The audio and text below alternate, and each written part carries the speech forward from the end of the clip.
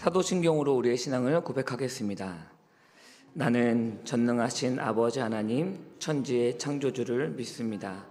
나는 그의 유일하신 아들 우리 주 예수 그리스도를 믿습니다. 그는 성령으로 잉태되어 동정녀 마리아에게서 나시고 본디오 빌라도에게 고난을 받아 십자가에 못 박혀 죽으시고 장사된 지 사흘 만에 죽은 자 가운데서 다시 살아났으며 하늘에 오르시어 전능하신 아버지 하나님 우편에 앉아 계시다가 거기로부터 살아있는 자와 죽은 자를 심판하러 오십니다. 나는 성령을 믿으며 거룩한 공교회와 성도의 교제와 죄를 용서받는 것과 몸의 부활과 영생을 믿습니다.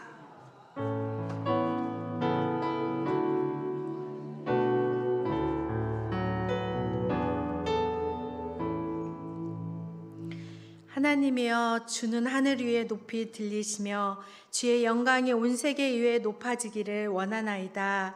하나님, 이 시간 우리의 몸과 마음과 정성을 모아 온전히 산 제사로 드리는 예배가 되길 원합니다.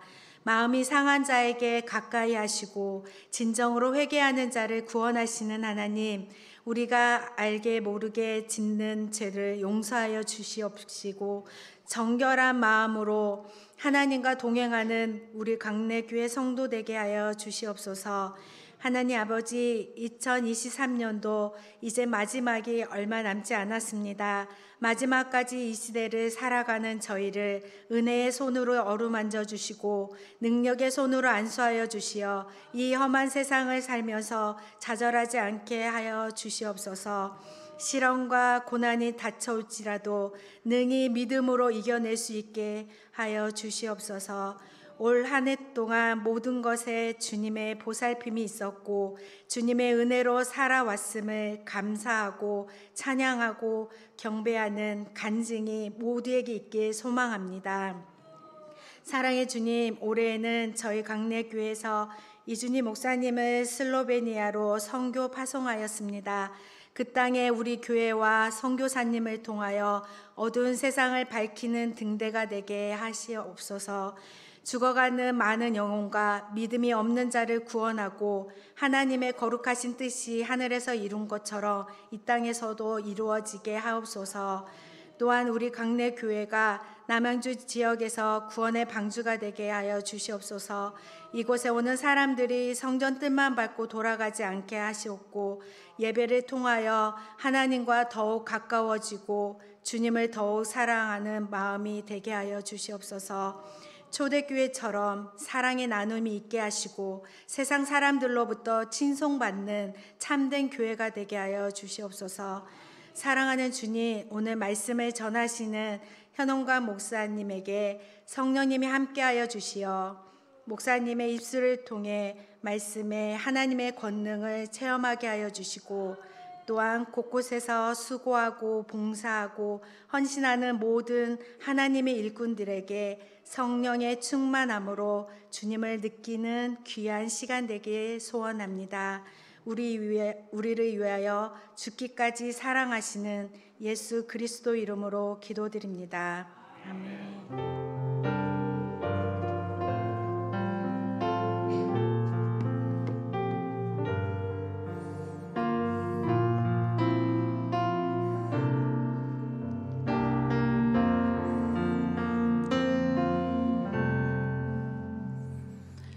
오늘 우리에게 주신 말씀 신명기 18장 9절부터 14절 말씀까지 함께 읽겠습니다. 신명기 18장 9절부터 14절 말씀입니다.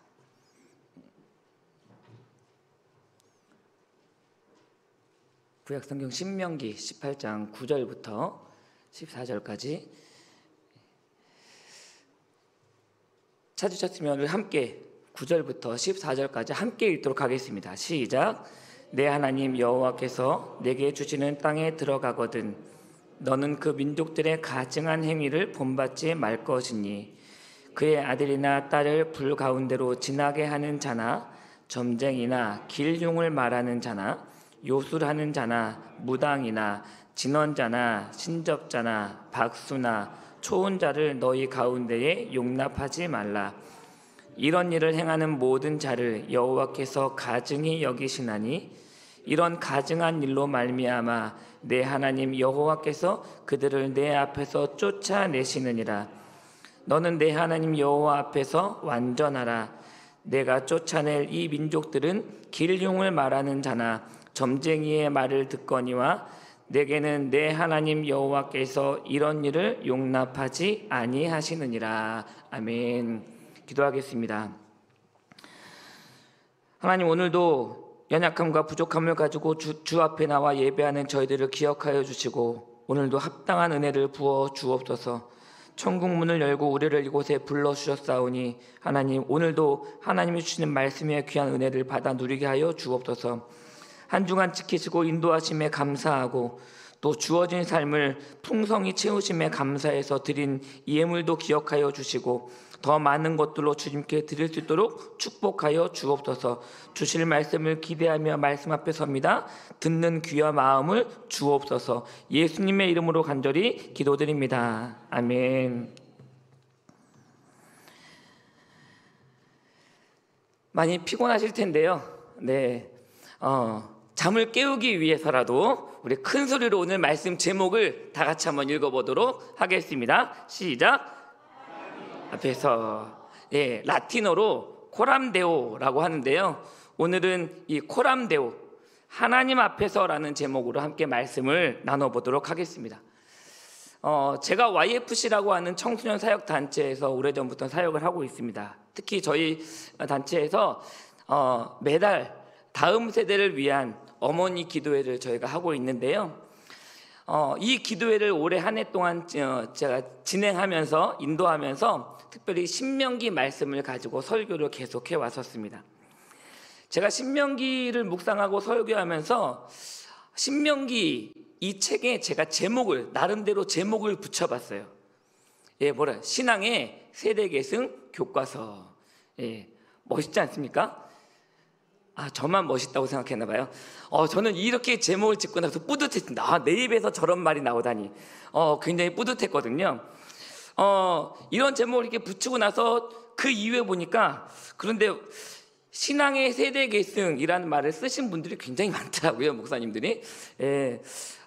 혼자 괜히 나 혼자 좋아하지 않았나. 또 그러면서도 또 하나님 성경을 묵상하다 보니까 많은 분들에게 이런 동일한 마음을 주시는구나 라는 생각을 해보게 되었습니다. 신명기는요, 모세가 죽기 전에 마지막으로 남긴 고별 설교가 신명기죠. 이집트에서 탈출한 세대를 뭐라 그러냐면 출애굽 세대라고 합니다. 출애굽 세대요. 그런데 이 출애굽 세대는 40년 동안 광야 생활을 통해서 이제 거의 다 사라졌어요. 그리고 이제 새로운 세대가 그들에게 등장하는데 우리는 이들을 광야 세대라고 부릅니다. 오늘날로 말하면 다음 세대인 거죠.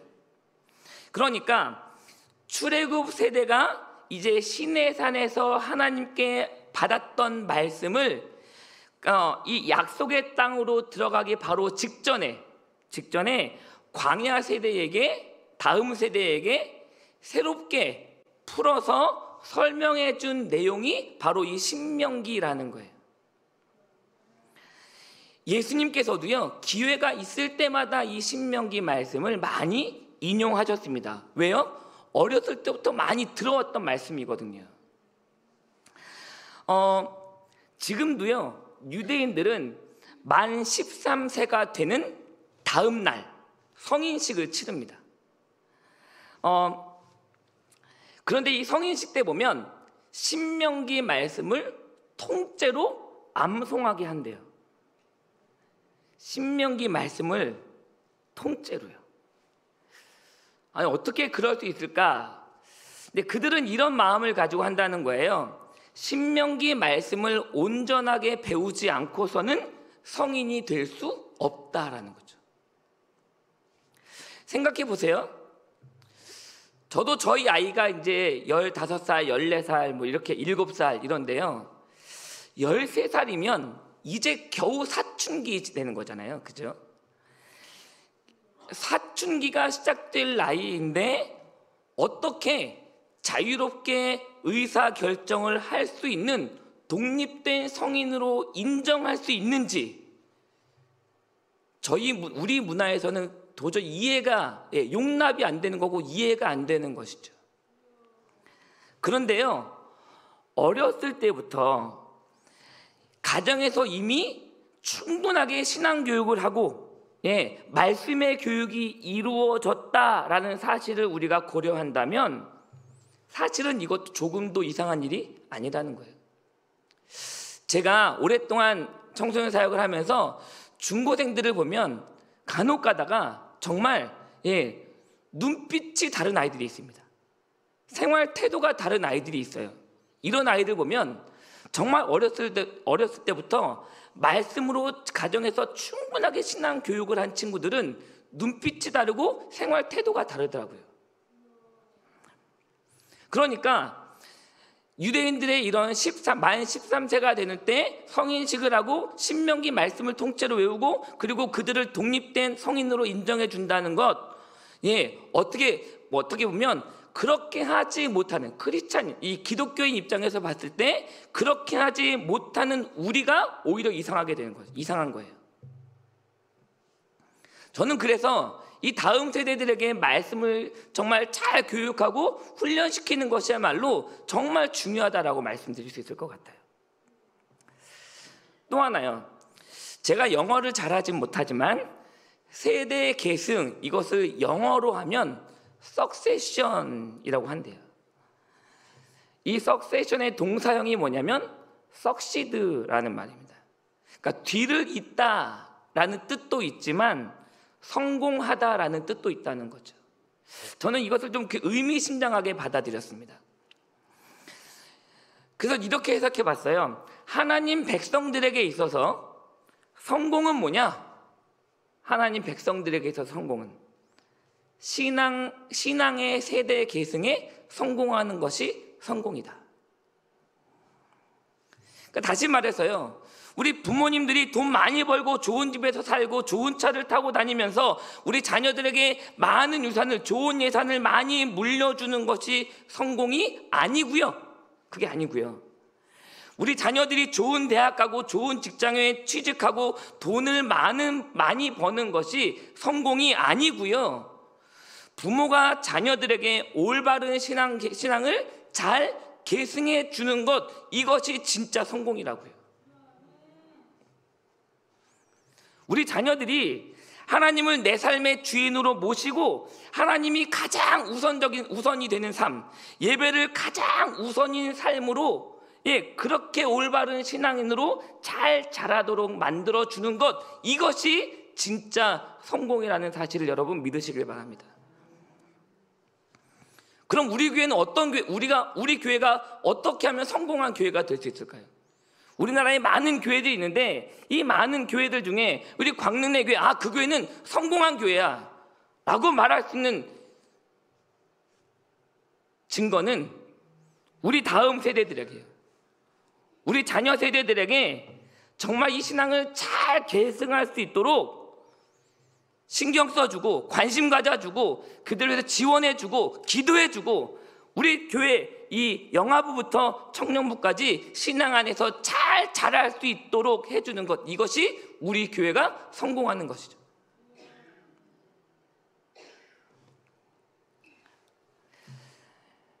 저는 광릉내 교회가 성공한 교회가 됐으면 좋겠습니다. 내년도 여러분들의 기도와 관심과 적극적인 교회 학교를 위한 지원을 기대해 봐도 되겠죠. 네. 여러분, 이점 신명기에는요, 지나간 부모 세대의 부족함이나 잘못에 대한 솔직한 반성도 들어있고요, 또 새로운 이 자녀 세대를 향한 하나님의 기대하심도 이 신명기에 포함되어 있습니다. 이런 말 있죠. 역사에서 배우지 못하는 민족에게는 미래가 없다. 이런 말이 있습니다. 과거의 역사에서 제대로 배우지 못하면 똑같은 실수를 반복할 수밖에 없죠. 그러니까 여러분, 부모 세대가 하나님 앞에 잘한 일이든 하나님께 잘못한 일이든 우리 자녀 세대들에게 아주 정확하고 솔직하게 말해줄 수 있어야 돼요. 그래야 우리 자녀들이, 우리 다음 세대들이 신앙의 성장을 잘 할 수 있게 우리 기대할 수 있다는 것이죠. 제가 오늘 설교에 앞서서 신명기에 대해서 이렇게 좀 길게 말씀드린 이유는 우리 부모 세대들이 들어야 될 아주 귀한 말씀이 바로 신명기 말씀이라고 생각해요. 물론 모든 말씀이 다 아주 귀하게 들어야 되지만 우리 자녀들을 양육하는 입장에서, 다음 세대를 바라보는 입장에서 신명기 말씀을 좀 주의 깊게 바라봤으면 좋겠다라는 마음으로 말씀을 드린 것이니까 이해해 주시길 바라고요. 그럼 오늘 본문 말씀을 가지고 오늘 하나님이 우리에게 주시는 말씀에 한번 귀 기울여 보도록 하겠습니다. 네, 아이들의 미소를 좋아하지 않는 사람은 없습니다. 지금도 사진만 보시니까 벌써 웃음이 나오시죠? 미소가 지어지시고요. 언제나 저렇게 방긋방긋 웃는 천사와 같은 모습으로 부모를 대한다면 정말 좋겠죠. 얼마나 좋을까요? 근데 아이가 자라면서 점점 더 그렇지 않게 된다는 거죠. 그래서 품 안의 자식이라는 말이 생겨났나 봐요. 그나마 품 안에 있을 때가 가장 좋을 때, 그래서 그런 말 하는 거 아닐까요?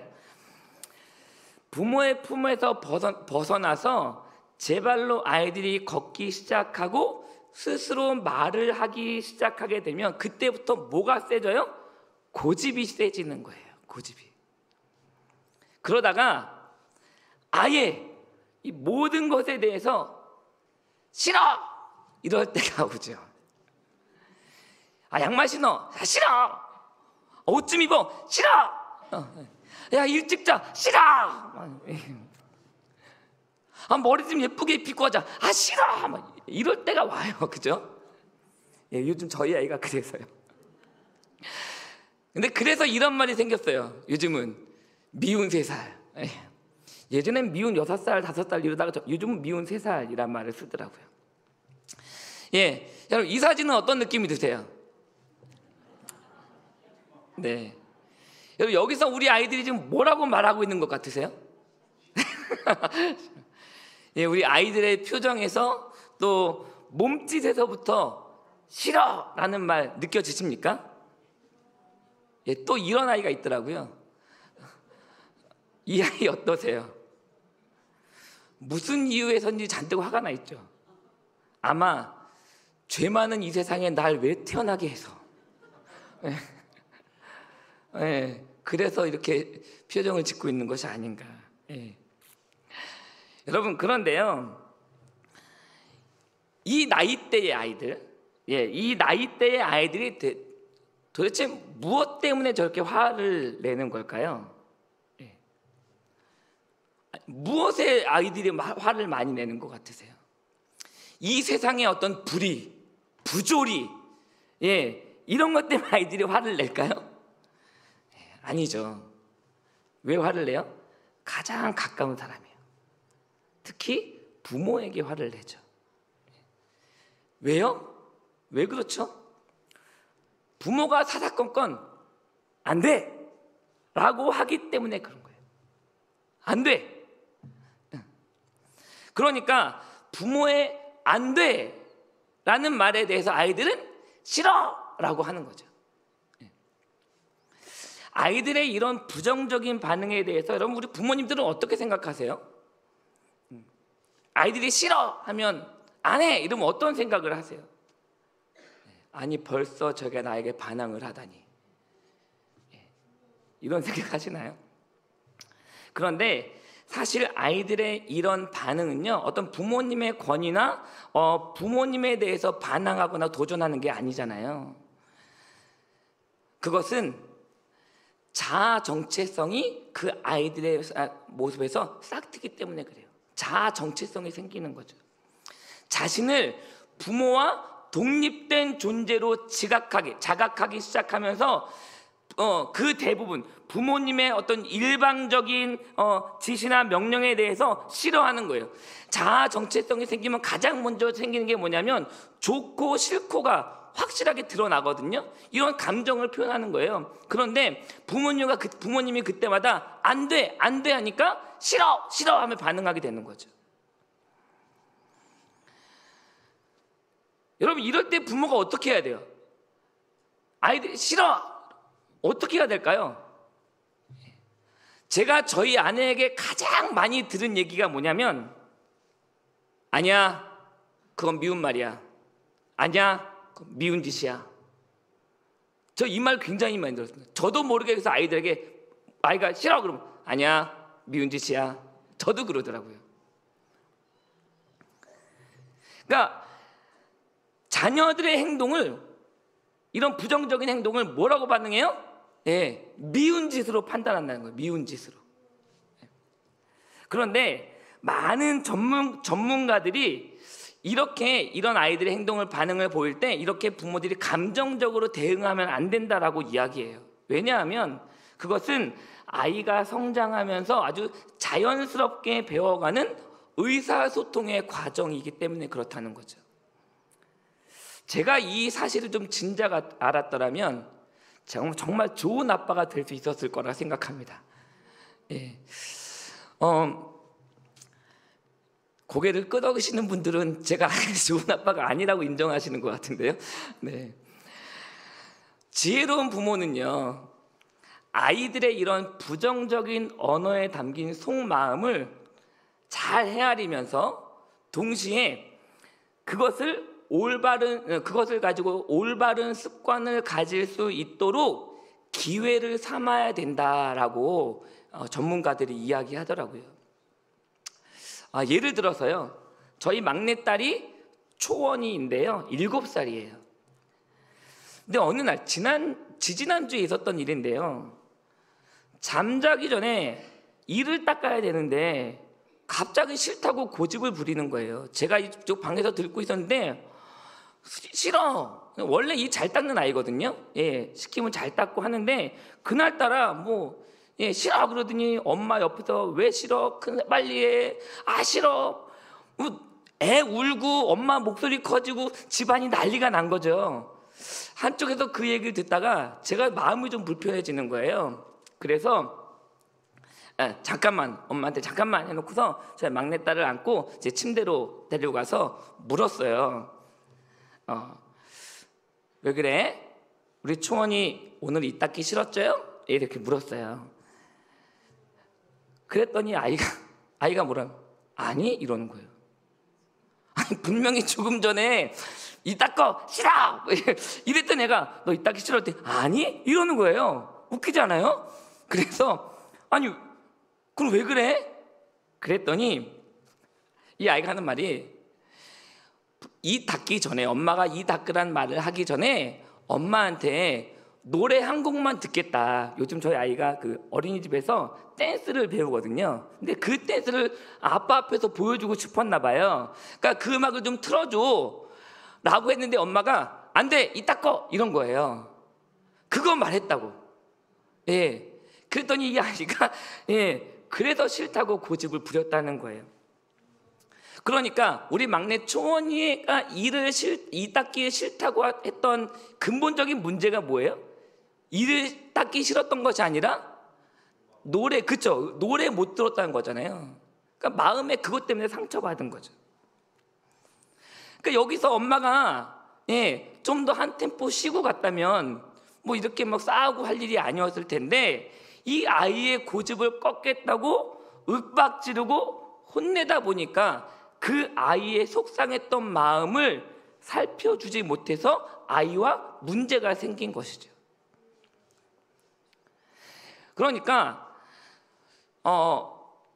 부모와 자녀가 이 건강한 관계를 맺으려면 서로의 이 부정적인 언어, 부정적인 행동, 이것에 대해서 어떻게 부모가 지혜롭게 대응하느냐, 지혜롭게 반응하느냐에 따라서 이 건강한 관계가 형성이 되든지 그렇지 않든지 한다는 거죠. 자녀는요, 물론 자녀는 부모가 싫어하는 것 하면 안 됩니다. 우리 저 2층에 아이들이 있는데요, 자녀들은 부모가 싫어하는 것 하면 안 됩니다. 아멘? 저 영광 아멘? 네, 아멘. 자녀들은 부모가 싫어하는 거 하면 안 되죠. 또한 부모 역시 자녀가 싫어하는 것을 억지로 강요해서는 안 됩니다. 물론 자녀가 싫다고 하더라도 반드시 가르쳐야 하는 것들이 있죠. 이럴 때는 어떻게 해야 될까요? 하라니까! 뭐 이래야 될까요? 무조건 강요하는 것이 아니라 어떻게든 잘 이해하고 설득시키는 그런 지혜가 필요하다고 하는 것이죠. 어쩌다 보니까 이게 부모 세미나가 돼버렸네요. 네. 여러분, 좋은 부모가 되실 수 있으십니까? 네. 그런데 여러분, 부모와 자녀 간의 이런 관계와 같이 우리의 신앙생활도 마찬가지예요. 하나님과 우리가 올바른 관계를 유지하려면 최소한 우리는 하나님이 싫어하시는 일을 해서는 안 되는 거죠. 오늘 본문에 보니까 하나님이 용납하지 않으시는 일이 있다라고 말하고 있습니다. 다시 말해서 하나님이 안 돼! 라고 말씀하시는 게 있다는 거예요. 그리고 이것은요, 하나님 자신을 위해서가 아니라 하나님의 백성들을 위해서 하시는 말씀인 거죠. 부모가 자녀에게 안 돼라고 말하는 이유가 뭐예요? 부모 잘 되려고 하시는 건가요? 아니잖아요. 자녀들 잘 되려고 하시는 거잖아요. 야, 내가 날 위해서 공부하라고 하냐? 너 위해서 공부하라고 하지. 넌 도대체 누굴 닮아서 공부하는 거야? 나는 안 그랬어. 나는 안 그랬으면, 그죠? 사랑하는 여러분, 하나님도 싫어하시는 것이 있습니다. 그게 뭘까요? 하나님의 백성이 하나님을 믿지 않는 사람들과 확실하게 구별되지 않는 것, 하나님은 그것을 싫어하신다는 거예요. 우리 9절 말씀을 한번 읽어볼까요? 오늘 9절 말씀입니다. 시작.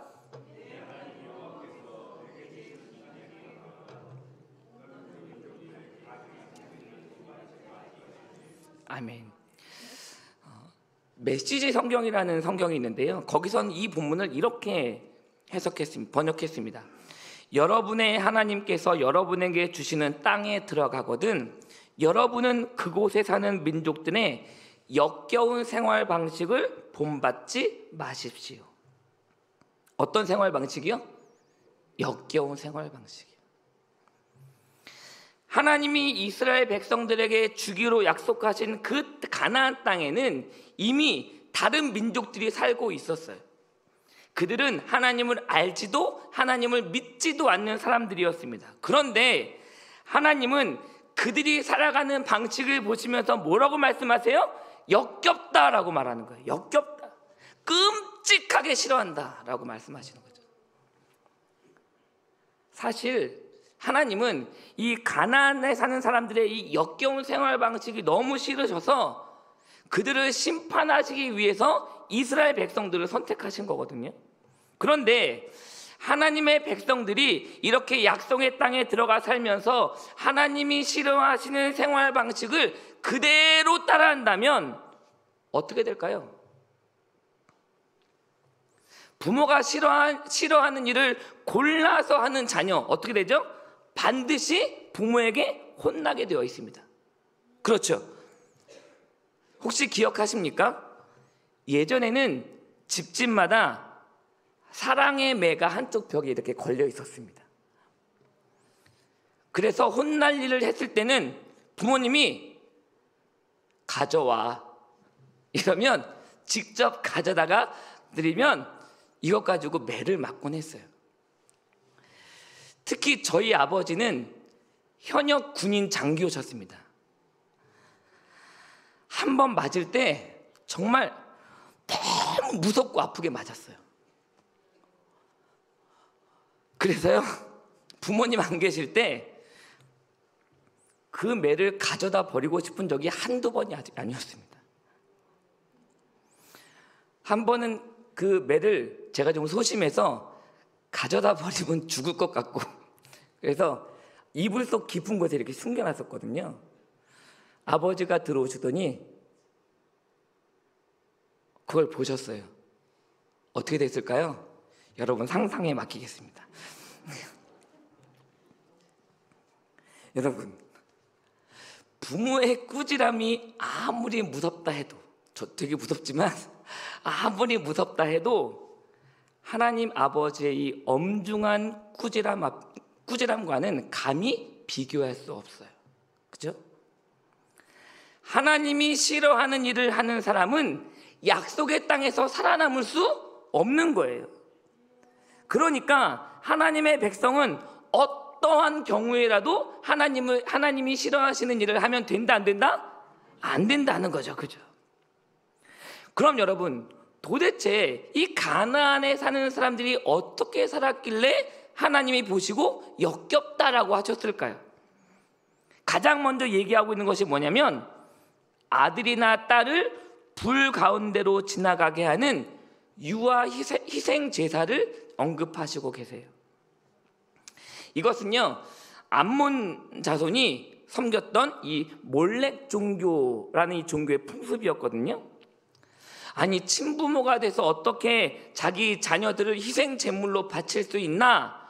라고 하시겠지만, 이 말은 뭐예요? 복을 받기 위해서는 수단과 방법을 가리지 않는 것이 바로 우상 숭배의 특징이라는 거예요. 자기 자녀를 희생해서라도 복을 받기만 하면 그만인 거죠.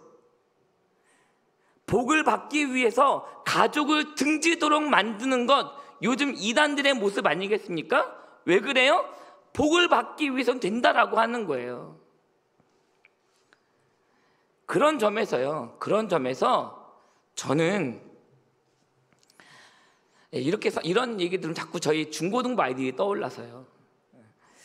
저는 우리 자녀들을 어릴 때부터 온갖 학원에 다니게 하면서 쉬지도 못하게 하고, 공부라는 스트레스로 자녀들을 힘들게 하시는 부모님들, 좀 보면서 좀 같은 모습이 아닌가 생각을 해보게 돼요.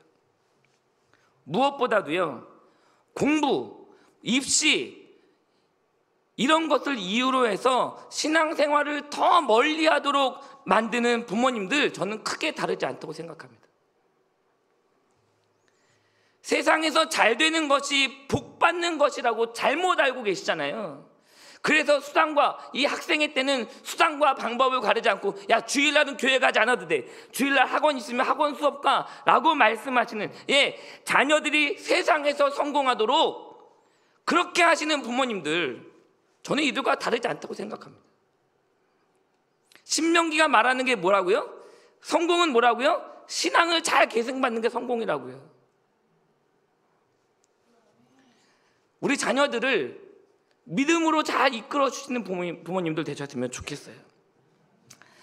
그 다음에요, 우상 숭배자들이 하는 종교적인 행위가 오늘 말씀의 본문에 차례대로 나열됩니다. 점쟁이를 찾거나 길흉을 말하고, 마술이나 운세 풀이에 빠지거나, 마법을 행하는 사람들을 찾아다니거나, 부적을 찾아다니는 사람들, 주문을 거는 사람들, 다 왜 그래요? 모두 화를 피하고 복을 받기 위해서 하는 어떤 종교적인 행위 아니겠습니까? 심지어는 죽은 사람의 어떤 혼백을 불러내서 자신의 소원을 성취하려고 하기도 하죠. 그래서 오늘 본문에 보니까 신접자, 박수, 무당, 초혼자, 이런 종류의 사람들이 언급이 되고 있는 거죠. 오늘날도 보시면 교회 다니고 예배는 드리지만 전보러 가고, 아침에 신문을 펼치면 가장 먼저 보는 게 오늘의 운세, 동쪽에서 귀인이 온다고 하니까 하루 종일 동쪽만 쳐다보시는 분들이 교회도 계시잖아요. 복을 받기 위해서 오늘 권사님께서 기도하시면서 성전의 뜰만 밟고 가지 않도록 해달라고 했는데, 정말 성전의 뜰만 밟고 다니는 사람들이 요즘 얼마나 많아요. 예배를 어떤 종교적 행위로 여기고 그렇게 교회만 들락날락 하는 사람들이 너무나 많아요. 마음이 아프죠. 지금까지 가나안 땅에서 살던 사람들은 이런 생활 방식을 가지고 살았습니다. 그들은 하나님을 믿지 않았기 때문에 그렇게 어리석게 살 수밖에 없었어요. 그런데 문제는 뭐예요? 그렇게 살아가는 가나안 민족들이 문제가 아니라 이스라엘 백성들이 문제인 거예요. 그 땅에 들어가게 될 이스라엘 백성이에요. 하나님은 이 이스라엘 백성들을 사용하셔서 가나안 민족들의 그 역겨운 생활 방식을 심판하려고 하시는 거죠. 오늘 12절 말씀을 다시 한번 읽어보도록 하겠습니다. 시작.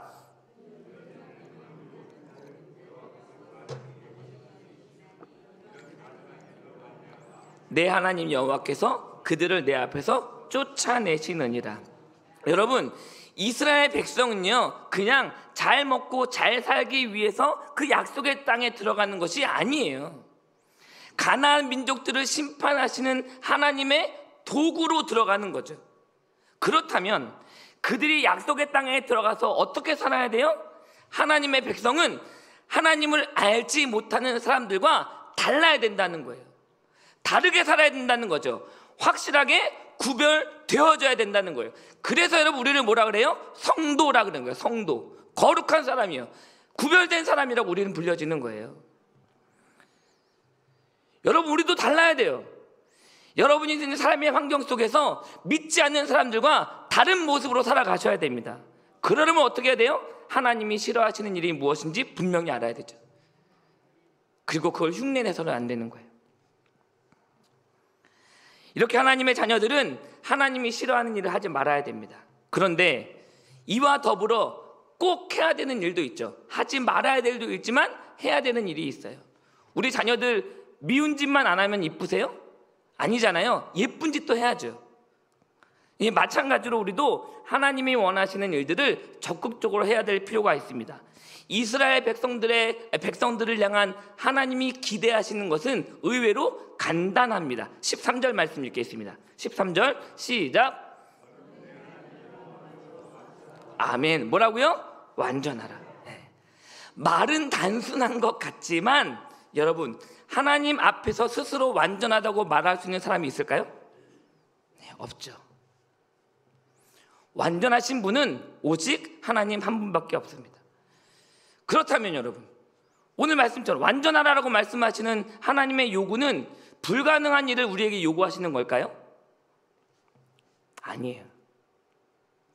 하나님께서 하나님 앞에서 완전하라라고 요구하실 때는 하나님께서는 염두에 두고 계신 사람이 있는 거예요. 아, 이 사람처럼만 하면 되는데 라고 염두에 두신 분이 있는데요. 누굴까요? 노아예요. 노아. 창세기 6장 9절에 보면 노아를 이렇게 성경이 소개하고 있습니다. 노아는 의인이요 당대의 완전한 자라. 그가 하나님과 동행하였으며. 하나님은 노아를 어떻게 소개하세요? 완전한 자로 소개하고 있어요. 히브리어로는 타밈이라고 하는데요, 영어로 번역하면 흠이 없는 이란 뜻이에요. 그런데 여러분 아시다시피 노아가 정말 흠이 없는 사람이었습니까? 아니죠.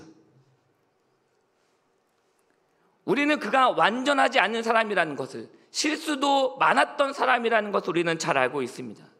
흠이 있었어요. 그런데도 불구하고 하나님은 오늘 그를 완전한 자로 인정해 주시고 선택해 주셨다는 거예요. 그 이유가 뭘까요? 하나님께서 노아를 특별하게 눈여겨 보셨던 한 가지 이유는 뭐냐면 노아는 하나님과 동행했다는 거예요. 노아가요 흠이 없고 실수가 없는 완벽한 사람이었기 때문에 하나님이 그를 선택하신 것이 아니라 오히려 어떤 경우에라도 하나님과 늘 함께 동행할 수 있는 충성스러운 사람이었다는 것을 하나님이 보신 거예요. 그래서 하나님은 노아와 함께 다시 시작하시려고 했던 거죠. 여러분, 바로 이것이 하나님 백성을 향해서 품고 계시는 하나님의 변함없는 하나님의 기대입니다. 그래서요 완전하라는 명령은 명령보다는 사실은 하나님 앞에서라는 말씀이 더 중요한 거예요. 우리가 뭘 완벽하게 하려고 애쓸 필요가 없어요, 여러분. 그런다고 우리가 완전해지는 것이 아니잖아요. 그저 우리를 지켜보시는 그 하나님 앞에서요. 하나님 앞에서 코람데오 하나님 앞에서 살기만 하면 되는 거예요. 그러면 하나님 마음을 기쁘시게 해드릴 수 있는 거예요. 여러분, 우린 넘어져도 하나님 앞에서 넘어지셔야 돼요. 다시 일어나시더라도 하나님 앞에서 일어나시는 거예요. 여러분은 지금 누구 앞에 계십니까? 하나님 앞에서 기뻐하시는 일을 하시며 사십니까? 아니면 하나님을 떠나서 하나님이 싫어하시는 일을 하며 살고 계신가요? 우리는 완벽한 사람은 아니에요. 그러니까 실수할 수도 있어요. 더러 잘못된 일을 선택하기도 해요. 그러나 우리가 하나님 앞에서 살기만 하면, 코람데오 하나님 앞에서 살기만 하면 하나님이 어떻게 해서든 우리를 빚어가십니다. 우리가 사랑스럽기 때문에 우리를 사랑하시는 것이 아니고요, 우리를 사랑스럽게 하나님께서 빚으셨기 때문에 우리를 사랑하시는 거예요. 여러분, 하나님 앞에서 살아가시길 바랍니다. 지금부터 우리가 해야 될 일은 그거예요. 우리에게 어떠한 일이 생기더라도 하나님 앞에서 예배하는 자리와 기도하는 자리를 끝까지 지키는 것. 그러면 우리는 하나님을 알지 못하는 세상 사람과 확실하게 구별되는 하나님의 백성으로 살아갈 수 있습니다. 사랑하는 광릉교회 성도 여러분, 우리 광릉내의 모든 가정과 우리 교회가 그렇게 세상 사람들과 확실하게 구별된 하나님의 백성이 되고 믿음의 공동체가 되시길 간절히 소망해 봅니다. 어떠한 순간에도 하나님 앞에서라는 것을 잊지 마시고요, 하나님이 인정하시는 완전한 자로, 또 완전한 가정으로, 완전한 교회로 살아가게 되시는 여러분 되시기를 간절히 바랍니다. 무엇보다도 우리 다음 세대의 자녀들이 올바른 하나님의 사람으로 커갈 수 있도록 올바른 신앙, 올바른 믿음을 잘 계승시켜 주시는 완전한 부모 세대가 되시기를 주님의 이름으로 축원합니다. 이 시간 말씀을 기억하시면서 함께 이 찬양 올려드리도록 하겠습니다.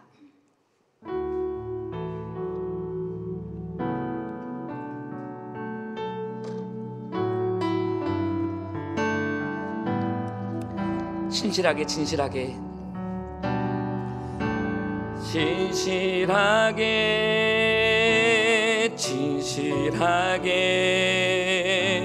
거룩하게 살게 하소서. 진실하게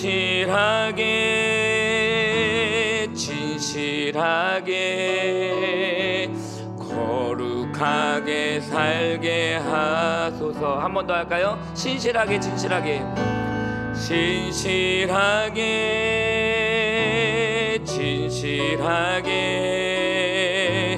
거룩하게 살게 하소서.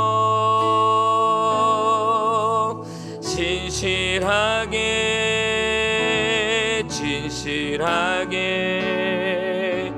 거룩하게 살게 하소서. 하나님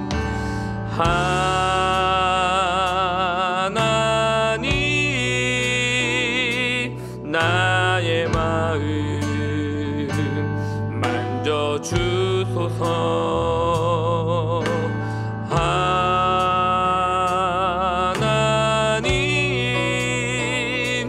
나의 영혼 새롭게 하소서. 진실하게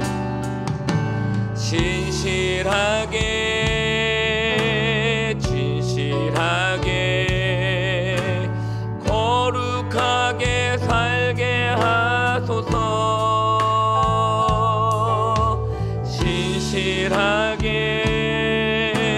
진실하게 거룩하게 살게 하소서. 하나님 앞에서 이렇게 살아가겠습니다. 아멘. 하나님, 나의 기도 들어주소서.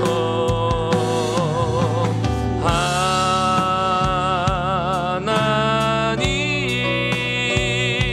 주의 길로 인도하. 하나님, 나의 마음 만져주소서. 하나님, 나의 마음 만져주소서.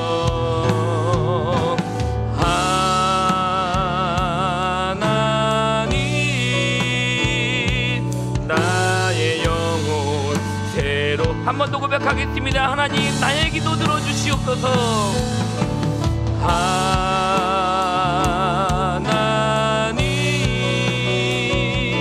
나의 기도 들어주소서.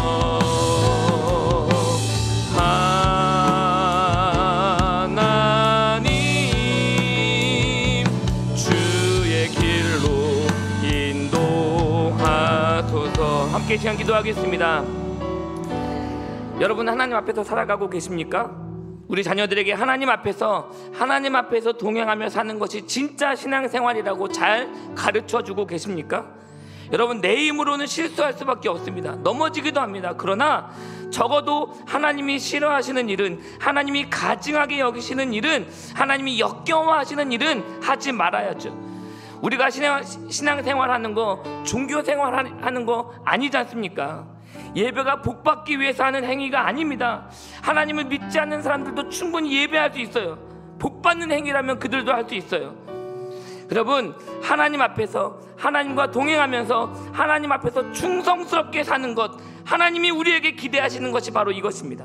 믿지 않는 사람들은 하나님 앞에 서지 않아요. 이게 그들과 다른 것이죠. 이 시간 기도하실 때에 하나님 앞에서 올바르게 신앙생활을 해나갈 수 있도록, 또 우리 자녀들에게 하나님 앞에서 신실한 신앙의 모습을 잘 가르쳐 줄 수 있도록, 우리 자녀들도 신실하고 거룩한 삶으로 살아가도록 인도해달라고 함께 우리 주님의 이름을 간절히 한번 부르짖고 기도하며 나아가겠습니다. 기도하시겠습니다. 주여, 하나님 감사합니다. 오늘 우리에게 귀한 말씀 주심으로 해서 아버지, 우리에게 하나님께서 기대하시는 것이 무엇인지 다시 한번 깨달아 알게 하시니 감사합니다. 하나님, 이제는 다른 모습으로 살아가겠습니다. 아버지, 구별된 모습이 저희 안에 있게 소망합니다. 무엇보다도 하나님 앞에서 보람되고 하나님 앞에서 그렇게 진실하고 거룩한 자의 모습으로 살아갈 수 있도록 아버지, 우리와 함께하여 주시옵소서. 하나님, 간절히 바라고 남기는 우리 다음 세대 자녀들에게도 아버지, 그렇게 신실하게 살아가는 모습, 그 아버지 신앙의 길을 잘하는 것이 우리의 소명임을 깨닫고 아버지, 저희도 그렇게 아이들에게, 자녀들에게 아버지 신앙을 잘 물려주고 인사시켜줄 수 있는 아버지 저희가 되게 도와주옵소서. 세상이 말하는 성공의 가치를 쫓아가는 것이 아니라 하나님, 하나님의 가치, 말씀의 가치를 붙잡고 아버지 신앙을 잘 계승하는 것이 진짜 성공임을 깨닫고 아버지, 그렇게 믿음으로 살아가는 우리 모든 광명의 교회 성도들 되도록 붙잡아 주시고 인도하여 주시옵소서. 하나님 감사합니다. 오늘도 주신 말씀을 기대하며 아버지 말씀을 순종하며 살아가는 우리 모두가 될 수 있도록 아버지 인도하여 주시옵소서. 감사합니다. 하나님 영광 받아 주시는 귀한 삶을 살 수 있도록 함께하여 주옵소서. 감사합니다. 하나님 아버지, 지금까지 우리는 알게 모르게 하나님이 싫어하시는 일들을 너무나 많이 해왔습니다. 우리 자녀들에게도 올바른 신앙의 모습을 잘 가르쳐주지 못했습니다. 하나님, 우리 죄를 용서하여 주옵소서. 이제부터는 오로지 하나님이 좋아하시는 일만 할 수 있도록 우리를 인도하여 주옵소서. 무엇보다 하나님 앞에서 예배하는 일을 멈추지 않게 하시고 늘 하나님과 동행하면서 하나님을 믿지 않는 세상 사람들과 확실하게 구별되어 살아갈 수 있도록 하나님이 인도하여 주옵소서. 우리 자녀들을 위해 기도합니다. 우리의 자녀 세대가, 다음 세대가 여호와 하나님 앞에서 신실하고 진실한 사람으로 세상 사람들과는 구별된 거룩한 자로 살아가게 하시고, 세상의 가치와 세상의 성공의 가치가 아닌 하나님이 원하시는 가치와 하나님이 원하시는 성공을 가장 우선순위로 여기며 올바르게 신앙생활해 나가는 그런 자녀들 될 수 있도록 늘 함께하여 주옵소서. 감사드리고 예수님의 이름으로 기도드립니다. 아멘. 광고 드리겠습니다. 교회 소식은 주보를 참조하시는데요. 먼저 유아 세례가 25일 성탄 예배 시에 있습니다. 유아 교육 문답의 일정들 잘 확인하시고 놓치시는 일이 없도록 해주시길 바라고요. 예결산 위원회가 14일 목요일 저녁 7시에, 또 예결산 재직회가 17일 다음 주일 3부 예배 후에 본당에서 있습니다. 제6회 예술융합치유 희락음악회가 또 전시회가 15일 금요일 오전 11시에 희락카페에서 있습니다. 많은 관심과 또 참여도 부탁드리고 주변에 많은 분들 함께 초청하셔서 이 자리를 채워주셨으면 좋겠습니다. 또 성탄연극 빈방 있습니까 공연이 23일 토요일 오후 5시 30분에 본당에서 있는데요. 우리 성도님들이 정말 오래전부터 열심히 준비하고 계십니다. 여러분 꼭 많이 오셔서 함께 격려해 주시고 응원해 주시고 또 은혜도 많이 받으셨으면 좋겠습니다. 24년 요람 교정 원하시는 분들 이분은 사무실로 꼭 알려주시고요. 특별히 사업장과 주소를 기재하기 원하시는 분들은 우리 교역자분들에게 직접 말씀해 주시기를 바랍니다. 2024년도 교회학교 교사들을 모집합니다. 제가 오늘 다음 세대를 신앙으로 잘 양육하는 것, 신앙을 잘 계승하는 것이 우리가 해야 될 일이라고 말씀을 드렸는데 이 일에 교사들이 있어야 됩니다. 마음만 가지시고는 안 되고요. 직접 함께 해주셔야 됩니다. 꼭 많은 분들 자원해 주시고 교사로 좀 도와주셨으면, 지원해 주셨으면 좋겠습니다. 에이레네 중창단 지휘로 섬기실 분을 찾습니다. 원래 오늘 에이레네가 해야 되는데 안 하니까 좀 이렇게 횡하시잖아요. 꼭 주변에 좋은 분들 함께 해주시면 좋겠고요. 2024년도 헌신자 청원 받습니다.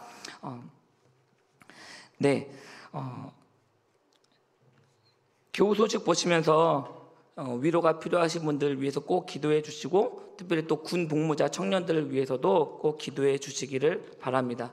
오늘 한 청년이 휴가를 나왔더라고요. 그런데 지금 철책에서는 매일 밤마다 북한 군인들이 조명탄 쏘고 총 쏘고 그러나 봐요. 그래서 지금 한 달 동안 비상이라고 하더라고요. 저희는 전혀 모르셨잖아요. 그 가운데 군인 우리 청년들이 있습니다. 위에서 꼭 기도해 주셨으면 좋겠습니다. 제가 축도하고 예배를 마치도록 하겠습니다. 이제는 우리에게 참 평화를 주러 오신 우리 주님 예수 그리스도의 은혜와 우리를 사랑스럽게 빚으셔서 사랑해 주시는 하나님 아버지의 그 크신 사랑하심과 우리와 동행하여 주시는 성령님의 감화 감동 충만케 하심이 하나님 앞에서 완전한 자로 신실하고 진실하게 거룩하게 살기로 작정한 광릉내 교회 성도들 머리 위에 이들의 가정과 학교와 직장과 살아내는 삶 위에 자녀들 위에 지금으로부터 영원토록 함께 계시기를 간절히 축원하옵나이다. 아멘.